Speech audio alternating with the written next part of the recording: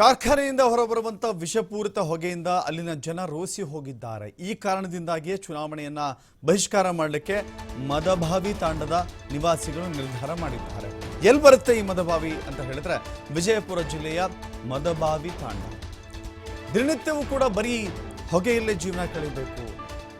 Cancer ಆಗುತ್ತಾ, asthma ಬರುತ್ತಾ, ಮತ್ತಿನ್ನಿತರ ಅನೇಕ ಕಾಯಿಲೆಗಳು ಬರುತ್ತೆ. ವಿಷಪೂರಿತ ಹೊಗೆ ಅಲ್ಲಿನ ಜನರ ನಿದ್ದೆಗೆಡಿಸಿದೆ, ಅಲ್ಲಿನ ಜನರ ಆರೋಗ್ಯವನ್ನು ಹಾಳು ಮಾಡಿದೆ. ಈ ಕಾರಣದಿಂದಾಗಿಯೇ ನಮಗೆ ಯಾವಾಗ ಮುಕ್ತಿ ಕೊಡ್ತೀರಿ ಅಂತ ಕೇಳ್ತಾ ಇದ್ದರೂ ಕೂಡ ಅಲ್ಲಿ ಮುಕ್ತಿ ಸಿಕ್ಕಿಲ್ಲ. ಹೀಗಾಗಿ ಇವತ್ತಿನಿಂದ ರಸ್ತೆ ತೆರೆದು ಅನಿರ್ದಿಷ್ಟಾವಧಿ ಧರಣಿ ಮಾಡಲಿಕ್ಕೆ ನಿರ್ಧಾರವನ್ನು ಮಾಡಿದ್ದಾರೆ. ಗ್ರಾಮದ ಒಳಗೆ ಯಾರನ್ನೂ ಬಿಟ್ಕೊಳ್ತಾ ಇಲ್ಲ. ಪ್ರಚಾರಕ್ಕೆ ಬಂದರೆ ಖಂಡಿತ ಬರಬೇಡಿ, ನಾವು ಈ ಬಾರಿ ಓಟ್ ಹಾಕಲ್ಲ ಅಂತ ಹೇಳ್ತಿದ್ದಾರೆ.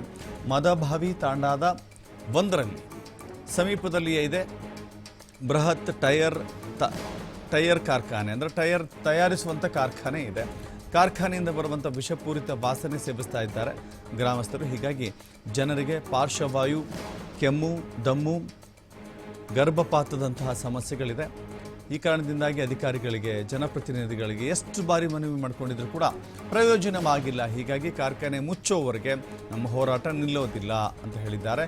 ಈ ಬಾರಿ ನಾವು ಮತದಾನ ಮಾಡೋದಿಲ್ಲ ಅಂತ ಹೇಳಿದ್ದಾರೆ.